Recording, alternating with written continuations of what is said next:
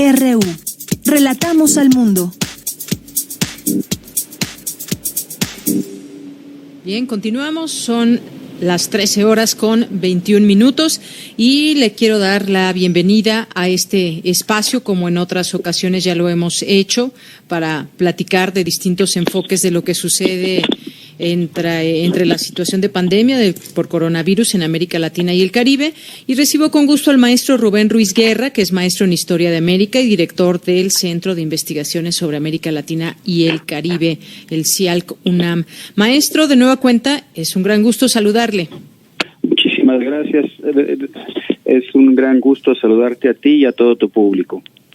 Gracias, maestro. Pues si de por sí ya hablamos de pobreza entre las poblaciones a causa de la COVID-19, ¿qué decir también de estas poblaciones que están en tránsito hacia algún país o que les tomó en algún sitio pues este camino hacia algún lugar, o que ya están en algún sitio, en otro país que no es el suyo, las personas que tenían planes de salir de su país y llegar hasta, por ejemplo, Estados Unidos o algún otro sitio, las personas en situación de migración que están en otro país? ¿Cuál ha sido esta movilidad o cómo entender también este fenómeno en tiempos de pandemia?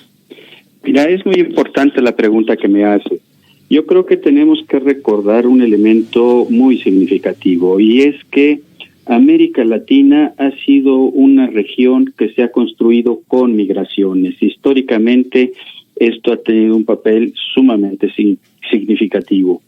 Y hay que decir también que en los últimos 15 años aproximadamente, los procesos migratorios se han transformado de alguna manera. Solíamos oír allá en principios del siglo XXI que muchos latinoamericanos viajaban a países desarrollados. Pensemos en camino de desarrollo ya bastante avanzados.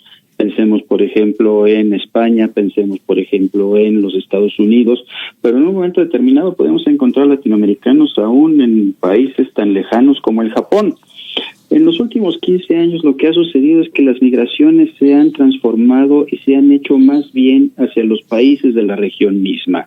Esto es, ya no es tanto ir hacia Europa o ir hacia Asia, sino ir a algún país vecino. Y entonces tenemos, por ejemplo, que algunos países se han convertido en receptores de migraciones latinoamericanas. Podríamos pensar en Chile, podríamos pensar en Argentina, podríamos pensar en el Brasil o en el Perú. Y entonces hay, digámoslo así, comunidades migrantes importantes ya en esos países. Los que más migrantes han recibido en los últimos años en ese sentido serían Costa Rica y Argentina. Costa Rica, casi un 10% de su población está conformada por migrantes. Argentina, el 5% de la población está conformada por migrantes. Ahora, tenemos que recordar también otro elemento. Usualmente, o a lo mejor diríamos la mayoría de los migrantes, son gente realmente en situaciones casi extremas de privaciones económicas. Entonces viajan a una sociedad distinta, se desarraigan de sus sociedades, se separan de sus familias en muchos casos, para ir a buscar un trabajo que sea simplemente trabajo, que les asegure un cierto tipo de ingreso. Y entonces esto hace de muchas de estas comunidades migrantes también sumamente pobres. Entonces hay ahí un par de elementos que es significativo. ¿Qué ha sucedido con la pandemia? La medida fundamental para combatirla ha sido el encierro, ha sido esta distancia de quedarse en casa, y ha sido una medida que se ha tomado literalmente desde la Patagonia hasta nuestro país, y en muchos casos de manera forzada, ¿no? O sea, con medidas de fuerza muy importantes, utilizando a las fuerzas de seguridad para poder aplicar esto. ¿Qué ha sucedido con esto? Pues simplemente que la gente ha ido perdiendo sus trabajos. Se han cerrado las fuentes de trabajo para estos migrantes, que son migrantes pobres, que no tienen capacidad de ahorro, que no tienen una red social oficial que le sustente, por ejemplo, en términos de tener acceso a los mecanismos de salud, o en los países que han establecido cierto tipo de apoyos para sus connacionales que están sufriendo del desempleo o de la disminución de sus ingresos. Estos migrantes no tienen ese tipo de apoyos, y entonces lo que ha sucedido es que estamos viendo un fenómeno interesante de regreso de migrantes hacia sus países de origen. Ha sido muy, muy interesante ver, por ejemplo, en los últimos meses, en el último año y medio, han salido de Venezuela más de 4 millones de personas. Bueno, pues hay un movimiento ya de regreso que desde Colombia, desde Perú, desde Argentina, desde el Brasil, aún desde Chile, hay venezolanos que están tratando de regresar a su país. Hay otros casos de migraciones internas. Por ejemplo, en el caso peruano, mucha gente de la sierra particularmente, que estaba viviendo en Lima, que estaba trabajando en Lima, está regresando también a sus poblaciones. Y esto ha significado un cambio radical. Los caminos están llenos de migrantes que se habían asentado en Lima, caminando para regresar a sus poblaciones. Se ha procurado establecer algunos programas para llevarlos por medio de transportes públicos, pero esto no ha tenido un alcance que realmente logre aliviar la situación. Y tenemos el otro caso también, que otra de las medidas para combatir la pandemia fue el cierre de las fronteras. Entonces estamos encontrando que también muchos de estos migrantes que están tratando de regresar a sus países se encuentran con fronteras cerradas, y entonces esto genera algún otro tipo de problemas. Entonces es una situación, digámoslo de alguna manera, muy, muy compleja, que está, digamos, impulsando el regreso, pero un regreso de manera desordenada y no por los pasos establecidos usualmente, lo cual genera también tráfico de personas, genera el uso de pasos que son ilegales, en fin, este tipo de cuestiones. Muy bien, maestro. Y en ese sentido, pues, ¿cómo ha cambiado también la realidad para los migrantes? Y me parece también que es un tema de mucha empatía. Ya de por sí es difícil la situación del migrante que viaja solo o con su familia.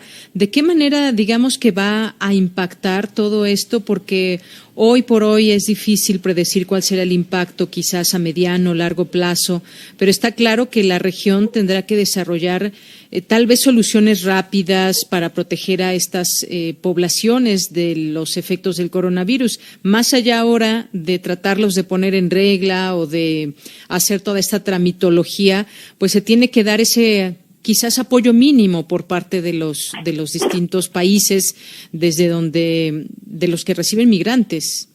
Sí, estos migrantes necesitan apoyos mínimos indispensables. Son gente que literalmente no tiene que comer. Se ha dado el caso, por ejemplo, en Chile, si mal no recuerdo,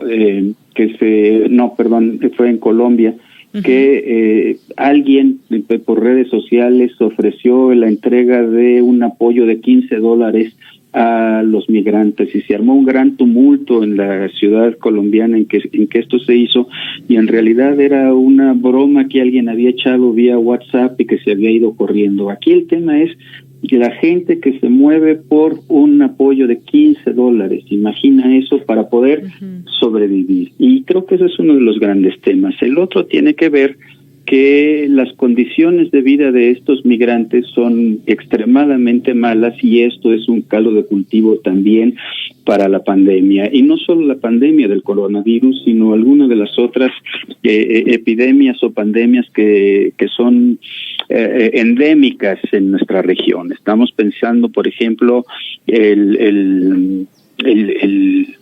perdóname, se me fue el nombre. El dengue, por ejemplo.